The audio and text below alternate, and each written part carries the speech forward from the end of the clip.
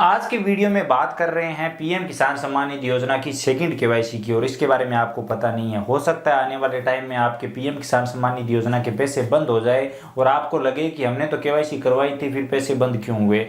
तो आज का वीडियो आपको कंप्लीट जरूर देखना चाहिए ताकि आप स्टेप बाय स्टेप समझ सकें कि अभी पीएम किसान सम्मान निधि योजना में दरअसल हो क्या रहा है। तो यहाँ पर मैं आपको बता दूं कि जब केवाईसी की शुरुआत की गई थी तो सरकार ये देखना चाहती थी कि पीएम किसान सम्मान निधि योजना का पैसा जो सरकार किसानों को दे रही है वो वास्तव में किसान है या नहीं, यानी कि जिस किसान को पैसा दिया जा रहा है वो किसान मौजूद है या नहीं, कहीं उसका पैसा कोई और तो नहीं ले रहा है। ये जांचने के लिए केवाईसी की शुरुआत हुई और लोगों ने केवाईसी करवाई। जो किसान थे जिन्होंने फॉर्म भर रखा था उन्होंने केवाईसी करवाई और वेरिफिकेशन हो गया। इसमें भी बहुत सारे लोग पकड़े गए और जो गलत तरीके से पैसे ले रहे थे, दूसरे के नाम से पैसे ले रहे थे, उनकी केवाईसी नहीं हुई और उनके पैसे बंद हो गए। तो इस तरह से बहुत सारे लोग पकड़ में आए। तो यहाँ पर कहने का मतलब ये है कि ये एक तरह का वेरिफिकेशन था, ये वेरीफाई किया जा रहा था कि किसान मौजूद है या नहीं जिसको पैसा मिल रहा है। अभी सेकंड वेरिफिकेशन हो रहा है और इसके बारे में आप सभी को पता ही नहीं है। ये वेरिफिकेशन का काम दिया गया है पटवारियों को। पटवारी अब वेरीफाई करेगा कि जिस जमीन पर पीएम किसान सम्मान निधि योजना का फॉर्म किसान ने भर रखा है वो जमीन दरअसल है या नहीं।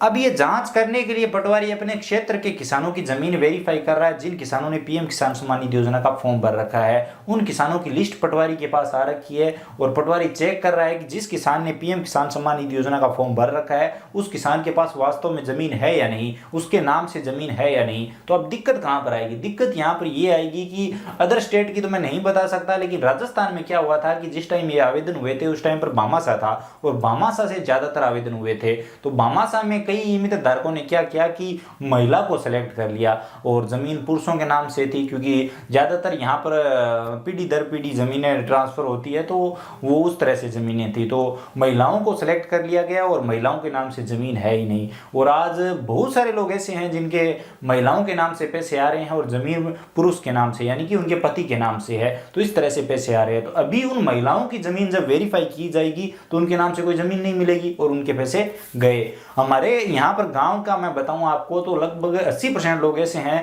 जिनके महिलाओं के नाम से पैसे आ रहे हैं और उनके नाम से जमीन ही नहीं है, यानी कि महिलाओं के नाम पर जमीन ही नहीं है। अब यहाँ पर इसका मतलब ये नहीं है कि वो किसान नहीं है या फिर उनके पास जमीन नहीं है, उनके पास जमीन है, वो किसान भी है। लेकिन जब उन्होंने फॉर्म भरवाया था तो उस हितधारक ने किसी भी कारणवश वो गलती कर दी और ये सब हो गया। हालांकि उनके पास जमीन है लेकिन महिला के नाम से नहीं है, पुरुष के नाम से है, तो उनका जो पैसा है वो खतरे में पड़ सकता है और आने वाले टाइम में पीएम किसान सम्मान निधि योजना से उन्हें वंचित किया जा सकता है। और ऐसा बहुत सारे लोगों के साथ मेरे हिसाब से होगा क्योंकि ये जांच की जा रही है। तो आप अपने क्षेत्र के पटवारी से मिल सकते हैं, उनसे बात कर सकते हैं। ये मेरे सुनने में आया है, मुझे पता चला है, तो मुझे लगा आप सभी को इसके बारे में जरूर बताना चाहिए ताकि आप सभी को भी इसके बारे में पता चल पाए। बाकी आप कमेंट सेक्शन में ये जरूर बताइए कि पीएम किसान सम्मान निधि योजना का फॉर्म जो है वो आपके परिवार में किसके नाम से भरा गया है, उसी के नाम से जिसके नाम से जमीन है या फिर किसी और के नाम से और वो पैसे आ रहे हैं और उसके नाम से जमीन है ही नहीं। अगर आपके साथ भी ऐसा हुआ है तो कमेंट सेक्शन में जरूर बताइए।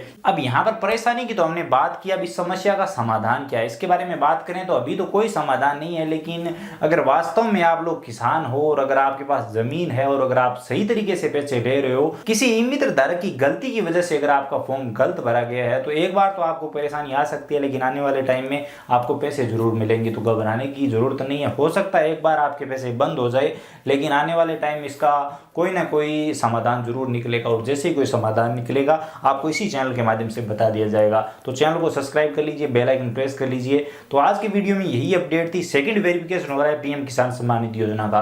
तो यहाँ पर जो पहला वेरिफिकेशन हुआ था उसमें बहुत सारी छंटनी हो गई, यानी कि बहुत सारे पैसे बच गए सरकार के, या बहुत कम लोगों को पीएम किसान सम्मान निधि योजना के पैसे सरकार को देने पड़ेंगे। जहां एक तरफ सरकार गलत किसानों के पैसे बंद कर रही है, वहीं दूसरी तरफ जो सही किसान है उनके फॉर्म शुरू करने चाहिए, यानी कि उनके फॉर्म भरे जाने चाहिए। राजस्थान में ऐसी कोई व्यवस्था नहीं है जहां पर पीएम किसान सम्मान निधि योजना का फॉर्म भरा जा सके। तो ये सर्विस शुरू करनी चाहिए, अगर सरकार चाहे तो ये शुरू कर सकती है। आपकी इसके बारे में क्या राय है? क्या ये सर्विस शुरू होनी चाहिए? बाकी आप कुछ लोग कहेंगे कि ये सर्विस तो चल रही है, हमने फॉर्म भरवाया है, तो ऐसा नहीं है मेरे दोस्त। जो ई मित्र पर सर्विस थी उसके माध्यम से जो फॉर्म भरे गए थे उनके ही पैसे आ रहे हैं। अगर आपने बाहर कहीं से फॉर्म भरवाया है, सीएससी से भरा है या फिर आपने खुद से ऑनलाइन रजिस्ट्रेशन किया है तो आपके पैसे नहीं आएंगे। आप अपने आसपास के लोगों से पता कर सकते हैं जिन्होंने ऐसे फॉर्म भरवाया है, आपके पैसे नहीं आएंगे, आपको दिक्कत आएगी। तो आप ये देख लीजिए। बाकी मैंने आपको बता दिया है कि अपडेट क्या है। उम्मीद करता हूँ वीडियो इन्फॉर्मेटिव लगा होगा, जानकारी समझ में आई होगी। अगर वीडियो अच्छा लगा है तो लाइक करिए, अपने दोस्तों के साथ शेयर करिए, खासकर उन लोगों के साथ जिन्होंने पीएम किसान सम्मान निधि योजना का फॉर्म भर रखा है। तो आज की वीडियो में बस इतना ही। बाकी हर अपडेट जानने के लिए चैनल को सब्सक्राइब कर लीजिए, बेल आइकन प्रेस कर दीजिए। तो चलिए मिलते हैं अगली वीडियो में, तब तक के लिए जय हिंद, वंदे मातरम।